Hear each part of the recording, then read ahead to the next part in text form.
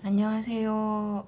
오늘은 짧게 어떻게 보면 가장 중요한 거일 수도 있는데요. 저희가 이제 아무래도 배경이 과학교육, 과학교사다 보니까 과학 철학 쪽에서 출발해서 그 다음에 이제 정확하게 나가는 게 유리할 것 같아요.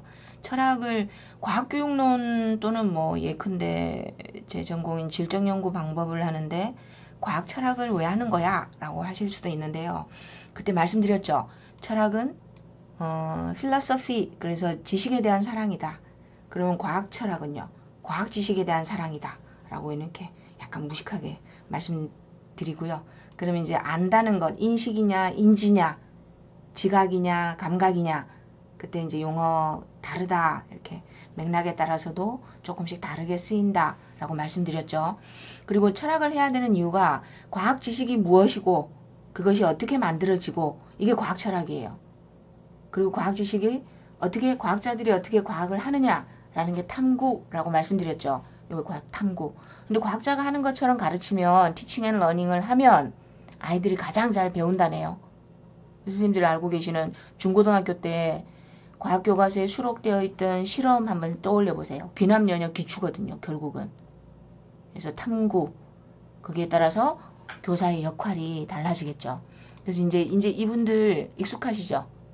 이렇게 얼굴, 머리와 얼굴의 차이도 말씀드렸죠. 페이스하고 헤드 이렇게. 그래서 이거예요. 2500년 철학을 과학 철학의 이름으로 쫙 매핑을 해보면 있는 건 있는 거죠. 실제론, 리얼리즘. 경험해야 알죠. 경험주의. 그러다가 그게 아닌가 보다 그랬어요. 이성이 답이었어요. rationalism, reasoning으로 하는 거 있죠. 경험해야 알고 귀납. 이성적으로 논리 연역이죠. 그 포퍼. 연역의 대표 철학자. 반증주의라고 부르시는 거. 그러다가 그게 아니다 라고 알게 된 거죠. 주관적으로 의미를 구성한다더라. 그때그때 달라요 예요. 지금 코로나 때문에 난리 났잖아요. 근데 코로나의 출발점이 미국이다. 중국이 지금 난데없이 그러고 있죠. 중국이다. 정답 뭘까요? 몰라요. 상대적이에요. 누구냐에 따라서. 어느 나라 사람이냐에 따라서. 그 다음에 해석주의. 각자 나름의 코드를 가지고 코드 CODE를 가지고 해석해야 한다. 디코딩이라는 입장도 있고요.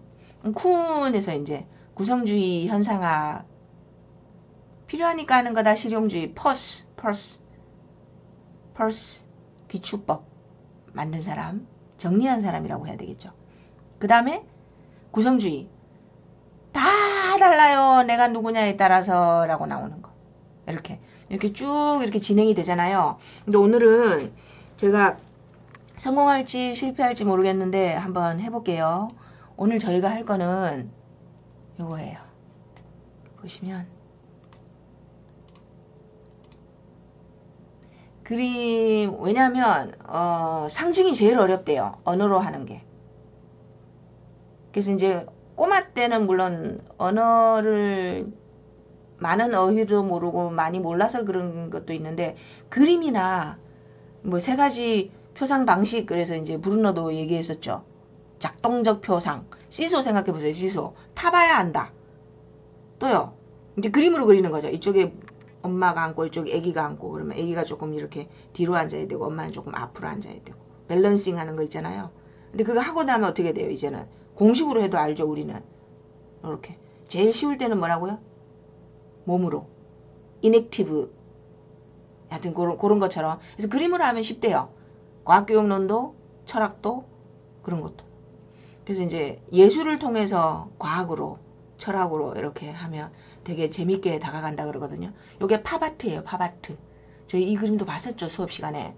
앤디 워홀이라는 미국 팝아트 예술가. 뭘로 아름답네요. 그러니까 제클린도 있고, 그 다음에 캠벨 깡통 그린 사람으로 유명하죠. 똑같은 거. 이거 왜 그랬을까? 이게 진짜 워홀이에요. 앤디 워홀. 자기 실물이고 자기 이제 초상화가 아니고 사진인 것 같은데요. 예. 팝아트. 그래서 이제 복사기 인쇄 프린팅을 하는데 복사를 하는데 실크 스크린 해서 이렇게 거기다 이렇게 잉크 발라가지고 이렇게 찍어내는 거예요. 근데 이 그림이 현대 포스트 모던의 인식론을 다 담고 있어요. 왜 그랬을까요? 뭘 볼까요? 이렇게 여러 색깔로 이렇게도 하고 이렇게도 하고 많죠. 그래서 요거를 한번 제가 흥하든 망하든 한번 해볼게요. 어차피 시도를 요렇게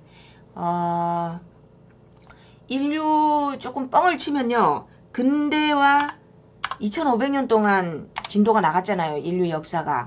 그래서 여기 제가 무리하게 과학의 역사, 2500년의 역사 뭐 이렇게 해서 그림도 그리고 제 맘대로, 또는 뭐 가끔씩 엉뚱하게 요렇게도 나타냈었죠. 고대 그리스 이데를 말한 플라톤부터 지금까지 포스트 모더니즘, 지금 포스트 에브리띵이라고 불러요. 포스트 컨스트럭티비즘, 포스트 모더니즘, 그래서 포스트 에브리띵이다 라고도 표현하는데요. 그래서 여기 보면 이거 전체가 딱 두 가지로 나눌 수 있대요. 여기 보세요. 근대 철학, 모더니즘.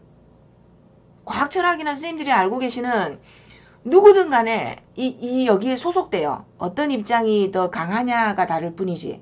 그 다음에 탈근대라고 하니까 좀 낯설죠. 포스트 모더니즘, 그러니까 모더니즘 그 이후란 뜻이에요.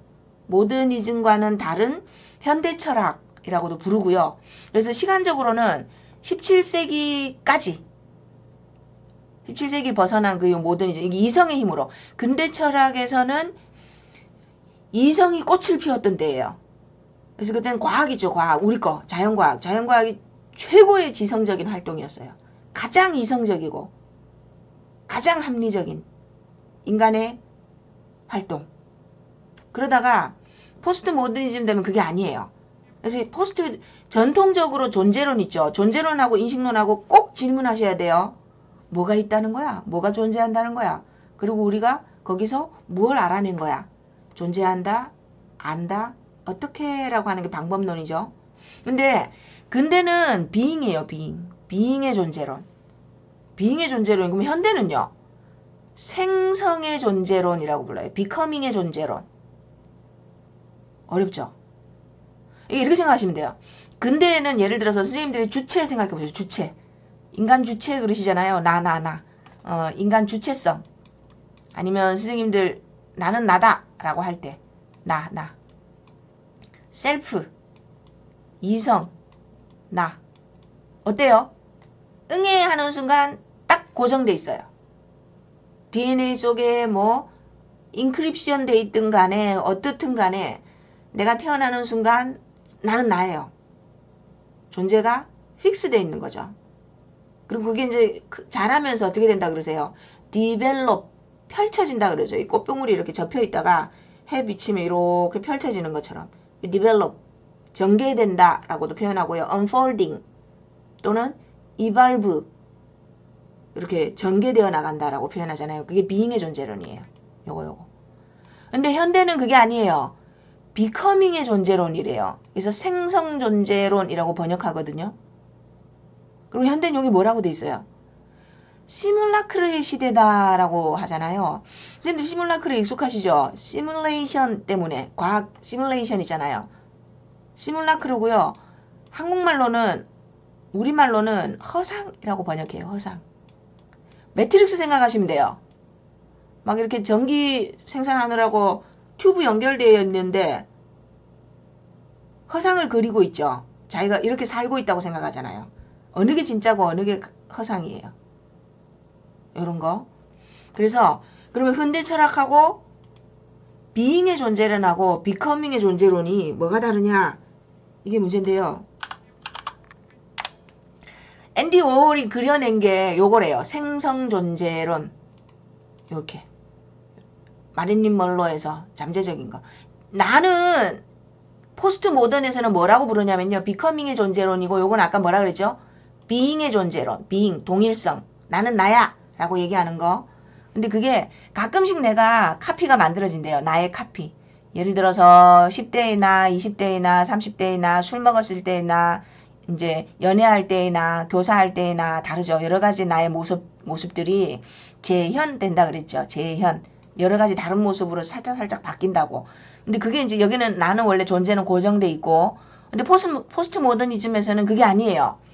선생님들이 여러 가지 시뮬라크르, 여러 가지 선생님들 모습 속에 20대의 나의 정체성이 이렇게 길어져 올라오고요. 길어져서. 그 다음에 30대의 나는, 나 30대는 이랬어. 40대는 이랬어. 아니면 나 초등학교 때는 이랬어. 선생님들의 존재가 하는 순간 이렇게 딱 비잉으로 굳어진 게 아니고요. 새로 계속 영원히 만들어진대요. 그게 이제 생성 존재로네. 그게 뭐가 될 거냐? becoming. 선생님들 지금 교사라는 존재로 becoming 되고 있어요. 되어 가고 있어요. 그리고 이제 시간에 따라서 사람마다 차이는 있겠지만 부모로 becoming 되면서 그때 이제 부모라는 존재가 또 이렇게 그때 딱 길어져 올라오고요. 이렇게 뭐 결정 만들어지듯이 크리스탈이 이렇게 굳어지듯이 여건에 따라서. 근데 이게 하나가 만들어지면 영원히 가는 게 아니고요. 만들어졌다가 또 다른 존재로 바뀌고. 그래서 포스트 모더니즘에서는 바뀌지 않는 것, 차이를 만들어내지 않는 것, 디퍼렌시에이션, 차이 생성이라고 번역해요. 차이를 만들어내지 않는 거는 죽은 거랑 똑같다고 얘기해요. 만약에 어떤 사람들은 또 저희도 이제 가끔씩 그런 생각하죠. 영원히 살고 싶다. 근데 만약에 영원히 사는데 똑같은 게 반복된다고 생각해 보세요. 영원히 오늘이 반복되는 거예요. 그런 영화에 있었죠, 왜? 그래서 죽으려고 막 그 욕조에 토스트기 떨어뜨려 보고 막 별의별 짓을 다 해도 다음날 아침 7시면 또 깨어나는 거야. 영원히 같은 날이 반복되는. 근데 그게 아니고요. 포스트 모더니즘에서 선생님들의 존재론이 바뀌었다. 비잉에서 비커밍으로 바뀌었다라고 할 때는 뭐냐면 나는 조금씩 달라진다는 거예요. 그러면서 20대의 나, 30대의 나, 40대의 나의 정체성이 바뀌어 간다고요. 이거를 얘기한 사람이 있었어요. 처음으로 얘기한 사람이 누구냐면 니체예요. 니체. 프리드리히 니체. 신은 죽었다. 니체 아시죠? 독일 철학자. 현대 철학의 아버지라고 평가되는. 그 양반이 이걸 뭐라고 표현했냐면 영원회귀라고 표현했어요. 영원히 돌아온다. 그런데 조금씩 다르게. 그러니까 용어를 구분하셔야 돼요. 영원 반복이 아니고요. 영원회귀. 돌아는 오는데 똑같은 내가 아니고 조금씩 달라지는 거예요. 스님들도 보세요. 오늘하고 내일하고 확 달라지면 못 알아보겠죠, 주변에서. 근데 그게 아니고 조금씩 달라져서 나의 정체성이, 아이덴티티가 이게 픽스된 게 아니고요. 여기는 비잉은 내가 딱 픽스된 거예요. 태어나는 순간. 근데 그게 바뀌어 간다 라고 표현돼요. 그래서 이게 근대와 포스트 모던의 가장 큰 차이예요. 선생님들이 만약에 내 존재가 고정되어 있다 그러면 굉장히 답답하시죠. 근데 어떻게 말씀드려 볼까요? 저는 사범대 과학교육과를 가가지고 조금 이상하게 표현을 하면 문과로 바꾼 거죠. 과학교육을 전공하면서. 과학교육은 문과학문이에요. 그리고 저도 만약에 영원히 천문학을 할 수도 있었겠죠. 기상학을 할 수도 있었을 거고. 그리고 고등학교에서 대학교 갈 때 과학교육과가 아니고 예를 들어서 뭐 국문학과를 갈 수도 있었을 거고. 그게 차이 생성이에요. 선생님들도 만에 하나 나는 교사 말고 다른 걸 해볼래. 다른 길을 갈 수도 있어요. 이거 디퍼렌시에이션. 이거 디퍼렌셜 그러면 뭐예요? 우리 걸로? 미분이죠, 미분. 조금씩 달라지는 거예요. 아주 미세하게. 그러면서 나의 동일성이 바뀐다라는 거거든요. 어느 게 진짜예요? 비잉이 진짜예요? 비커밍이 진짜예요? 그래서 이거를 앤디 워홀이 아까 여기 마릴린 먼로 그림 이분 있죠? 이분. 이 그림이 팝아트가 나타내는 게 그거예요. 마릴린 먼로의 비커밍. 너의 비커밍이 뭐냐고요? 당신의 존재는 뭡니까? 아니면 이렇게 보세요. 앤디 워홀의 팝아트를 통해서 나타내려고 한 것은 여기 있죠. 시뮬라크르의 효과. 마릴린 먼로가 쿵짝쿵짝쿵짝쿵짝 하고 색깔이 다르면서 막 여러 버전이 나오죠. 이 버전 중에 하나가 막 이렇게 붉은색의 멀로가 쫙 이렇게 인기를 얻을 수도 있는 거고, 40대의 멀로는요, 일찍 죽어서 뭐 60까지는 살지를 못했지만 막 반복되는 와중에 나의 정체성이 이렇게 팝업돼서 나온다고요. 어느 순간 이렇게 딱 연결되어서 내 정체성이 굳어있는 게 아니고 20대에나 30대에나 40대에나 60대에나 사랑할 때에나 교사할 때에나 학생일 때에나 대학원생일 때에나 이런 식으로. 그래서 동일성이 먼저 주객이 전도됐어요. 제가 그때 옛날에 왜 그 말과 사물 푸코 얘기할 때 말이 먼저예요, 사물이 먼저예요? 저가 있고 곽영순이라는 말이 따라온 거예요. 곽영순이라고 부르니까 거기에 대해서 존재가 따라와요. 그러니까 말과 사물 중에 말과 존재로 바꿔도 돼요. 말이 먼저 있고 존재가 따라와요. 존재가 있고 말이 따라와요. 엄마라고 하니까 엄마라는 존재로 바뀌는 거래요. 어느 게 먼저예요? 아니면 저희 DNA 속에 원래 엄마라는 존재가 잠재되어 있었어요? 그렇게 볼 수도 있겠다. 여기 보시면 시뮬라크르가 먼저냐 비잉이 먼저냐 이거예요. 비잉이 동일성을 비잉이라고 번역하셔야 돼요. 비잉 존재 딱 고정된 거 이게 먼저예요. 아니면 이거 쿵짝쿵짝쿵짝쿵짝쿵짝 이게 먼저예요. 막 반복하다 보면 뭔가 이렇게 동일한 게 나온다니까요. 여기 있죠. 막 뭔가 차이를 만들다 보면 그 와중에 어떤 반복 동일성 이게 동일성이에요. 그게 발생한다고요. 제가 지금 스님들이 이해를 못하시면 제가 설명을 못해서 그런 거예요. 그러니까 보세요. 내가 동일성이 먼저 있고요.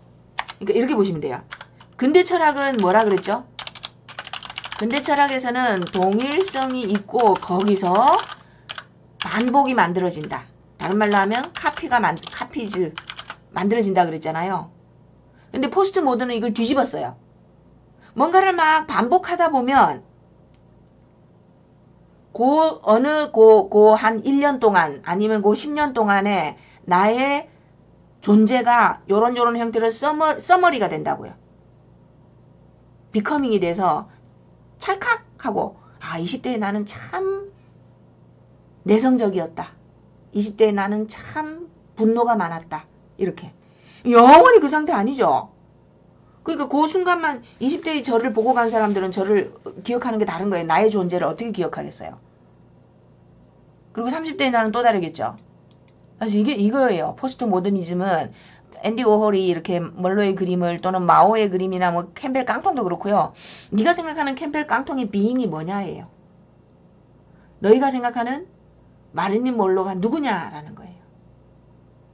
어떤 거라고요? 차이를 만들 도중에 가끔씩 어떤 반복이 나타난다고요. 어떤 동일성이 연결되어서 길어져서 올라온다. 그래서 보세요. 플라톤 이래로 철학은 왜 맨날 서구야 그러실 텐데 동양이 패권이 서쪽에 가 있다 보니 동일성의 철학이라고 불렀어요. 저희는 응애하는 순간 이렇게 비잉이 딱 타고나는 거예요. 가끔씩 다른 버전의 내가 나타난다 이렇게 생각했거든요. 근데 포스트 모던이 되면서 뒤집어요. 비커밍이다. 비커밍 되다 보면 가끔씩 뭔가가 비잉이 연결되기도 한다. 이걸로 뒤집었어요. 그러니까 말장난 같은데 비잉이냐 비커밍이냐. 비커밍 중에 비잉이 나오느냐 비잉에서 비커밍이 나오느냐. 또 있죠. 말이 있고 사물이 따라오느냐 사물이 있고 말이 따라오느냐. 다르죠.